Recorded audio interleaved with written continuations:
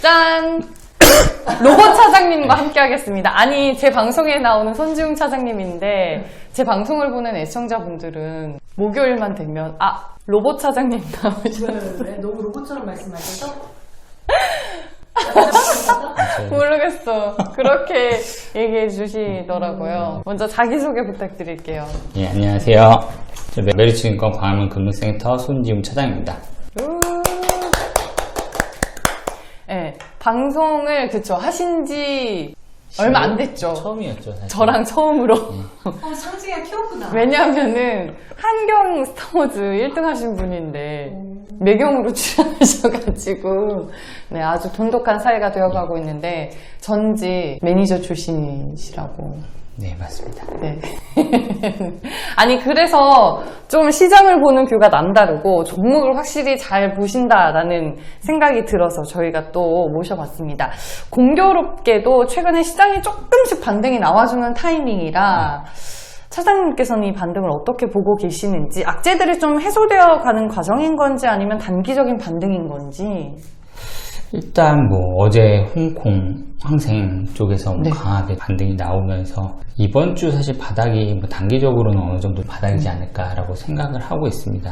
다만 이게 추세적으로 V자 반등 가기는 아직은 좀 힘든 상황인 것 같고, 전반적으로 센티멘트도 그렇게 아직은 좋진 않습니다. 그래서 이게 V자 반등보다는 일단 저점 정도 확인했다 정도가 좀 의미 있지 않을까라고 생각을 하고 있습니다. 그러면은 좀 이런 장이 더 어렵지 않아요? 방향성이 조금 애매모호할 때가. 사실 이번 장이 굉장히 어려웠던 게, 많은 분들이 사실 전쟁이 전면전으로 벌어질 거다라고 예상을 하신 분들이 많지가 않거든요. 물론 저 역시도 사실 그 가정을 하지 않았고, 그래서 좀 시장이 사실 코로나 장 때보다 더 어려웠다라는 많은 분들이 그렇게 의견 남겨주셨고, 그런 부분들이 어느 정도 좀 봉합되는 과정으로 가고 있어가지고 그래도 좀 희망적인 부분이 있지 않을까라고 생각은 하고 있습니다. 그러면 전쟁, 지정학적 리스크는 그렇다 치고, 오늘 이제 또 중요한 이벤트가 3월 FOMC였는데, 상당히 제롬 파월 미 연준 의장의 발언들을 들여다보면 매파적이지만 시장은 또 랠리를 펼치고, 이것도 역시나 좀 해소되는 이벤트로 작용을 한 거예요? 이제 시장 반응을 보면은, 네.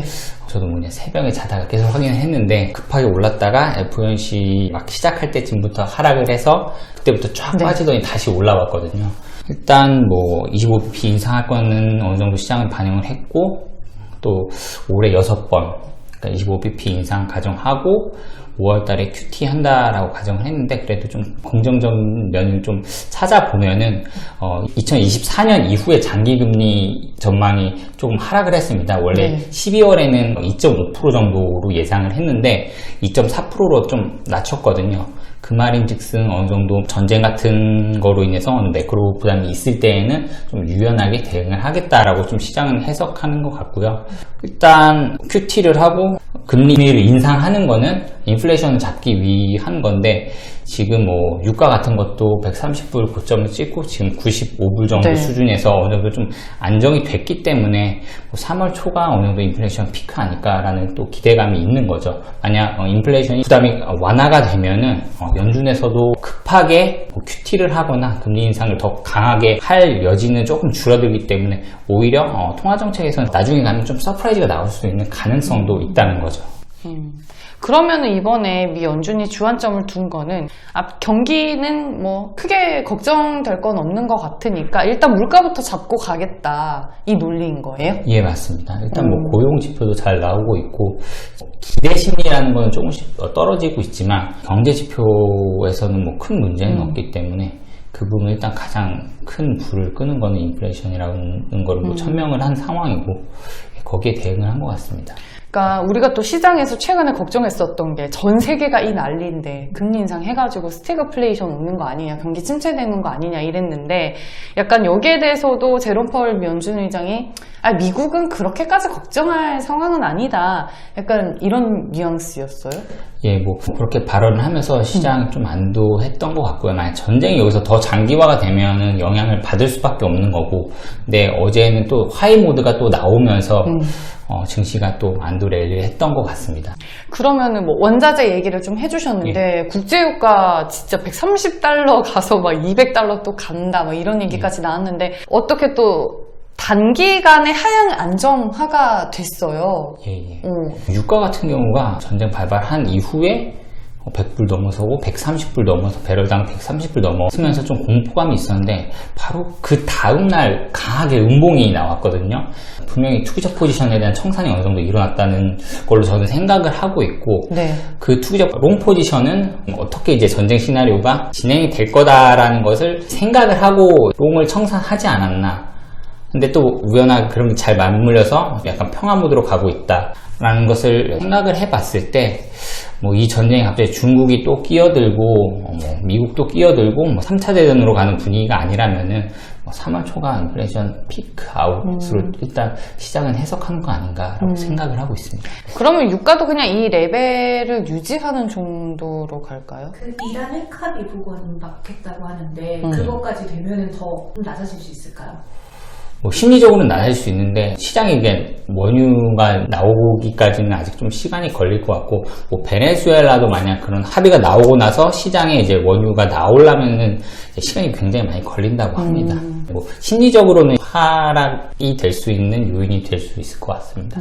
그러면은 지금은 유가 상승 쪽에 베팅하기보다는 이 추세라든지 아니면 좀 한 단계 더 유지 정도로 일단 지금 유지. 보는 게 맞지 않을까 싶거든요. 그럼 예. 90에서 100달러 사이에서 일단 뭐 지금 밴드는 그게 가장 좀 맞지 않을까라고 생각을 그러면 하고 있습니다. 다른 원자재들은 또 어때요? 최근에 니켈 막 폭등하고 막 팔라듐 뭐 난리도 아니었잖아요. 니켈이 사실 어제 거래가 됐거든요. 네. 저도 잘 모르겠는데 거래소가 개입을 해가지고 원래 10만 달러까지 갔다가 거래소가 개입을 하면서 기준가가 5만 달러 밑으로 어제 시작을 했거든요. 거래소가 개입을 하면서 좀 니켈 가격도 좀 안정화된 것 같고 오늘 뭐 중국 선물로도 니켈 가격 조금 빠진 걸로 제가 확인을 했거든요. 그래서 팔라듐, 알루미늄, 뭐 원유 다 급하게 상승했던 부분은 어느 정도 토해냈다라고 생각을 하고 있습니다. 더 이상 지금 현재 구간에서 원자재 가격 상승 쪽에 관련주들을 베팅하는 거는 좀 위험할 수도 있다. 예, 뭐 관련주들 지금 매매를 하기에는 물론 이게 한번 또 상황이 그러니까 러시아나 우크라이나 뭐 사태가 조금 악화될 수 있는 여지가 있죠. 근데 그럴 때 관련주들이 한번 튈 수 있는데 사실 그때 매도를 해야 되는 타이밍이라고 저는 생각을 하고 있는 거죠. 만약 지금 뭐 포지션 잡고 계신 분이라면. 예. 이번에 원자재주 투자했어? 안 했어요. 나도 못했어. 아니 그 WTI 그 코덱스 WTI 선물 레버리지만 샀었어도 12주 누적 수익률이 50%에 달하더라고. 아 진짜? 오. 그럼 이제 곧번 그럼 이제 되는 거 아니야? 130불에 인버스 잡으신 분들이 있거든요. 그치. 그럼 또 매매 거기도 잘하시는 또. 분 거의 지금 한 2배짜리만 잡아도 한 40% 이상 넘은 거죠. 그러니까 이번에 시장을 보면서 느낀 게 이렇게 뭔가 전 세계적으로 무슨 일이 생기거나 지정학적 리스크가 오면은 무조건 원자재는 ETF로 베팅을 해야겠어. 나 근데 처음 겪어보는 상황이어서 전혀 생각을 못했어. 나도 거기까지 생각을 못 했거든요. 근데 국내 거는 좀 이렇게 막 ETN 이런 게 반대로 잡으면 아예 그냥 100%가 다 날아가요. 이번에 니켈 ETN 빵 됐잖아요. 네, 그런 것 때문에 해외 거로 하시는 게 조금 나을 것 같거든요. 아, 그래요? 그러니까 미국 쪽에 상장된 ETF 아. 2배, 3배까지 가능이 있을 거예요. 강심장이시. 그러니까 비중을 조금 줄이셔서 네. 포지션 잡으시면 아, 여기 TQQQ 여기 매수하시면서 어떻게 됐어요? 저 잘 매도했어요. 아, 매도했어요? 네, 너무 잘 매도했어요.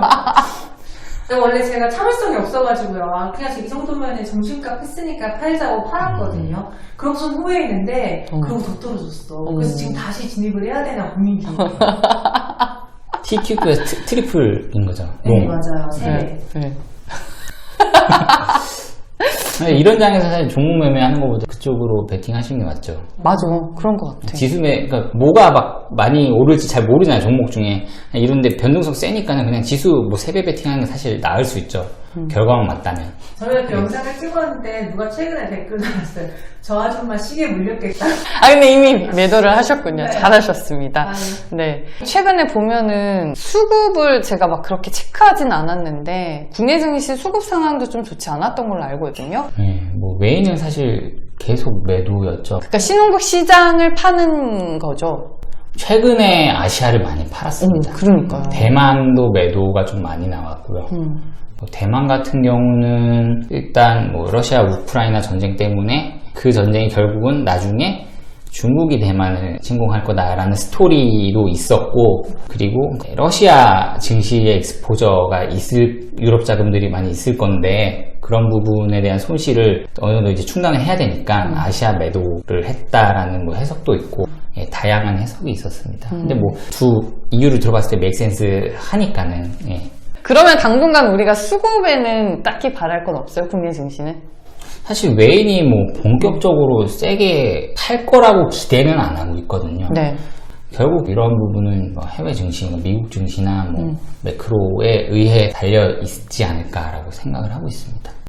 알겠습니다. 저희가 1편에서는 최근 시장이 어떻게 돌아가고 있는지 시장 환경을 점검해봤고, 2편에서는 여러분들이 좋아하는 포토가 종목에 한번 집중을 해보겠습니다. 이 어려운 시기에 차장님은 포토 관리를 어떻게 하셨는지 그 비법을 들어보겠습니다. 한경 스타워즈 1등 하신 분입니다.